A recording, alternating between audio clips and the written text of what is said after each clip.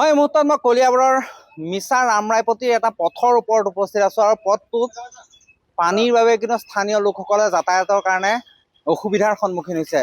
বিগত ৪-৫ দিন ধৰি পেলাই ডিজু নৈৰ লগতে বৰষুণৰ পানী আৰু মিছা চাহ বাগিচাৰ যি পানী আহি সোমাই পেলাই মিছা ৰামৰায়পতিৰ প্ৰায় ৪০-৫০টাকৈ যি পৰিয়াল, সেই পৰিয়াল প্লাবিত কৰি তুলিছে। আমি দৃশ্যটো যদি দেখুৱাওঁ, মোৰ সহযোগীয়ে যদি দেখুৱাই, এই পথছোৱাৰ ওপৰত এতিয়া পানী বৈ আছে। আনহাতে মানুহৰ ঘৰবিলাকৰ যদি দৃশ্য দেখুৱাই, ঘৰৰ ভিতৰৰ পৰ্যন্ত পানী সোমোৱা দেখিবলৈ পোৱা গৈছে আৰু ইয়াৰ ফলত এই স্থানীয় লোকসকল যথেষ্টখিনি অসুবিধাৰ সন্মুখীন হোৱা দেখিবলৈ পোৱা গৈছে। এতিয়া যদি চোৱা যায়, কলিয়াবৰৰ বিভিন্ন প্ৰান্তত কিন্তু ডিজু নৈৰ সংহাৰীৰ ওপৰত লগতে জুৰি আৰু কলঙৰ পানী বৃদ্ধি পাই পেলাই সাধাৰণ লোকসকলক জলমগ্ন কৰি তোলা দেখিবলৈ পোৱা গৈছে। আমি দৃশ্যটো দেখুৱাইছোঁ। স্থানীয় এজন লোক আমাৰ লগত উপস্থিত আছে, তেখেতৰ পৰা কিছু মন্তব্য ল'বলৈ চেষ্টা কৰিম।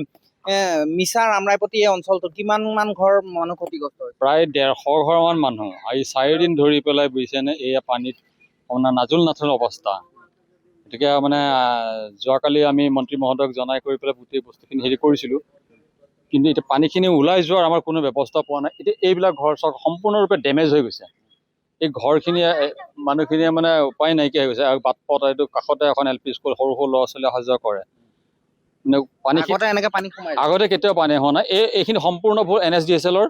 তেওঁলোকে যিটো নলা নৰ্দমা বনালে, কোনো বৈজ্ঞানিক ভিত্তিত নল'লে, পানীখিনি যোৱাৰ কোনো ব্যৱস্থা নকৰিলে, যাৰ ফলত আজি এই অঞ্চলৰ মানুহখিনিয়ে ভুক্তভোগী হ'বলগীয়া হৈছে। ডিজু নৈৰ পানীও আহিছে। ডিজু নৈৰ পানী আপোনাৰ পলু কলাবেদি পেলাই সোমাই আহিছে।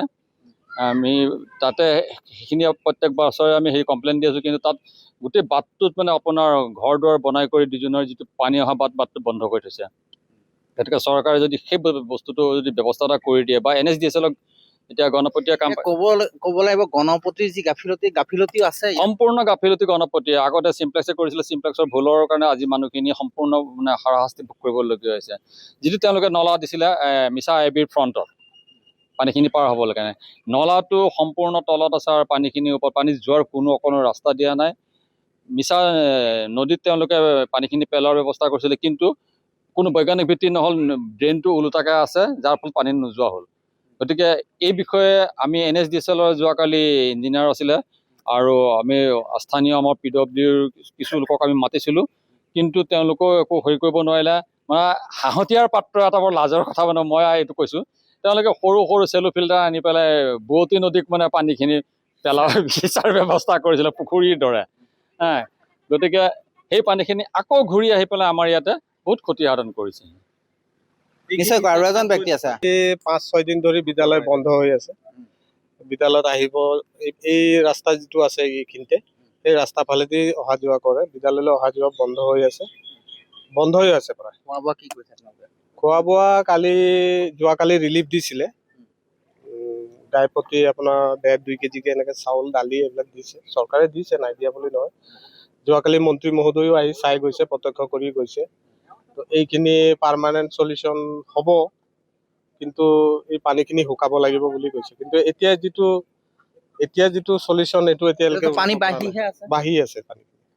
আপোনালোকে কি ব্যৱস্থা কৰিব, কেনেদৰে থাকিব? এতিয়া কিবা নলা নৰ্দমাৰ কিবা ব্যৱস্থা কৰি পানীখিনি যদি উলিয়াই দিব পৰা যায়, তেতিয়া পানীখিনি সকাহ হ'ব। আপোনালোক আছে ক'ত এতিয়া পানীৰ মাজতে ঘৰতে।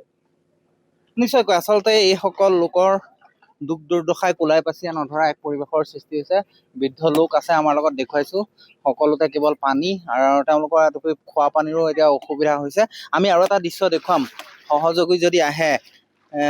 পথেদি মানুহ আচলতে অহা যোৱা কৰি আছে, কিন্তু পানীৰ কাৰণে তেওঁলোকে যথেষ্টখিনি অসুবিধাত পৰিব লগা এক পৰিৱেশৰ সৃষ্টি হৈছে। আৰু এইটো এটা মূল পথ দৃশ্য দেখুৱাইছোঁ। এইদৰে আচলতে ছাত্ৰ ছাত্ৰীসকলো অহা যোৱাৰ ক্ষেত্ৰত যথেষ্টখিনি অসুবিধাৰ সন্মুখীন হ'বলগীয়া হৈছে।